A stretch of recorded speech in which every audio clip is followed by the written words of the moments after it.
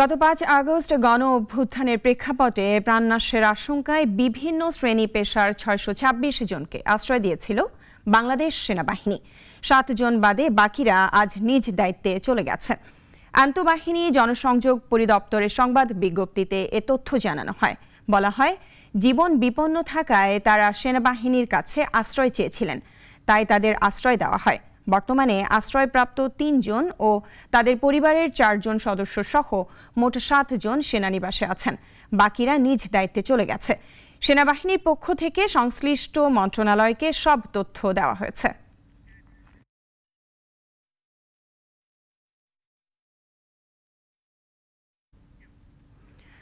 এ বিষয়ে কথা বলতে আমাদের সঙ্গে যুক্ত হচ্ছেন মেজর অবসরপ্রাপ্ত এম সারওয়ার হোসেন।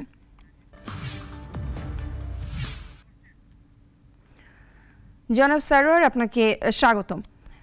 আপনি একজন আইনজীবীও, আপনি কি মনে করেন এভাবে সেনানিবাসে বিভিন্ন শ্রেণী পেশার মানুষের আশ্রয় নেওয়া আইনসঙ্গত, আর সেনাবাহিনী তাদের এভাবে আশ্রয় দিতে পারে? ধন্যবাদ আপনাকে। এটা আইন সিদ্ধ, কারণ রাইট টু লাইফ, জীবন বাঁচানো মানবাধিকারের সবচেয়ে বড় একটি ব্যাপার। সো যখন জীবন সংকট হয় তখন যারা আশ্রয় নিয়েছে তারা বিভিন্ন জায়গায় জীবন রক্ষাতে আশ্রয় নিতেই পারে, এবং সেনাবাহিনী এটা একটা অত্যন্ত উজ্জ্বল মানবাধিকার কাজ করেছে। তার মানে এই নয় তারা আশ্রয় দিয়েছে, তার মানে এই নয় যে তারা অপরাধ থেকে বিমুক্ত হবে, তারা অন্যায় থেকে বিমুক্ত হবে।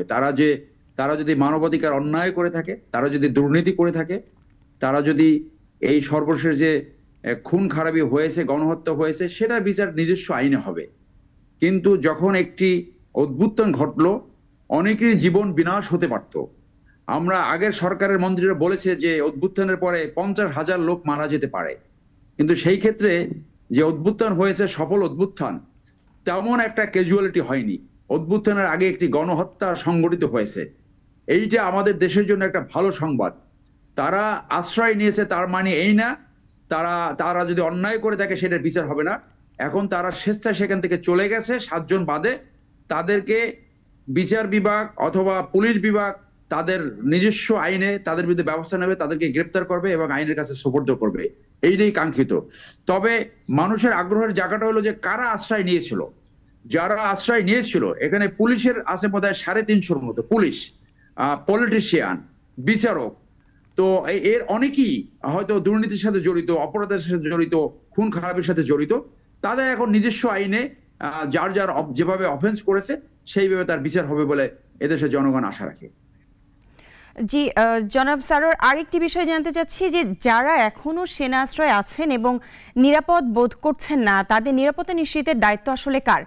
আর এ বিষয়ে বেসামরিক প্রশাসনের পদক্ষেপ কি হতে পারে? দেখুন, নিরাপত্তার দায়িত্বটা মূলত পুলিশের, কিন্তু যে ঘটনা ঘটলো আপনারা দেখেছেন, পৃথিবীর ইতিহাসে এটা হয়নি যে একটি সংসদের সমস্ত এমপি, ৩০০ এমপি পালিয়ে গেছে, ক্যাবিনেট পালিয়ে গেছে, প্রধানমন্ত্রী পালিয়ে গেছেন, সেইখান থেকে পদত্যাগ করে পালিয়ে গেছেন। পুলিশ বাহিনী, পৃথিবীর ইতিহাসে আপনি এই উদাহরণ খুঁজে পাবেন না যে পুরা পুলিশ ফোর্স লাপাত্তা হয়ে গেছে, পালিয়ে গেছে। এবং এই পুলিশের একটা বড় অংশ অন্যায়, অপরাধ, খুন, গুম এই সাথে জড়িত ছিল। এখানে যারা আশ্রয় নিয়েছিল তারা যে সবাই অপরাধী সেটা আমি বলবো না। অনেকে ট্রুলি, যেমন ৪ জন বিচারপতি নিয়েছে, আমি মনে করি না যে তারা কোনো অন্যায় করেছে। কিন্তু অন্য যারা আশ্রয় নিয়েছে তারা, আমার ধারণা, তারা কোনো না কোনো অন্যায়ের সাথে জড়িত। তাদের গিলটি ফিলিংস থেকে তারা মনে করেছে জনগণ তাদের উপর আক্রমণ করতে পারে, সেই ধারণা থেকে তারা আশ্রয় নিয়েছিল। সেনাবাহিনী ইনিশিয়ালি তাদেরকে আশ্রয় দিয়েছে। এটা ইউএন হিউম্যান রাইটস অথবা আমাদের বাংলাদেশি হিউম্যান রাইটস বলে, যে কোনো হিউম্যান রাইটস, মানবাধিকারের জীবন রক্ষা করা যে কারো দায়িত্ব। আইন শৃঙ্খলা বাহিনী এবং সেনাবাহিনী তো অবশ্যই, সেইখানে সেনাবাহিনী অত্যন্ত উজ্জ্বল উদাহরণ সৃষ্টি করেছে।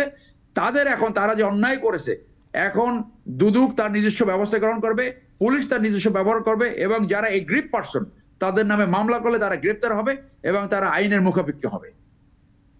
আর যে ৭ জন আছে, সেই ৭ জন কি ব্যবস্থা নেবে সেটা সেনাবাহিনী ব্যবস্থা গ্রহণ করবে। তারা যদি অন্যায় করে থাকে, আপনি জানেন যে ইতিপূর্বে সেনানিবাস থেকেই 6 জনকে পুলিশের কাছে হস্তান্তর করা হয়েছে। যে 7 জন আছে তার ভিতরে যদি কোনো অপরাধী থাকে, কারোর ভিতরে মামলা থাকে, নিশ্চয়ই সেনাবাহিনী তাকে পুলিশের কাছে হস্তান্তর করবে, অথবা আমার ধারণা হয়তো 2-1 দিনের ভিতরে তারা সেনানিবাস ত্যাগ করবে বলে আমি মনে করি।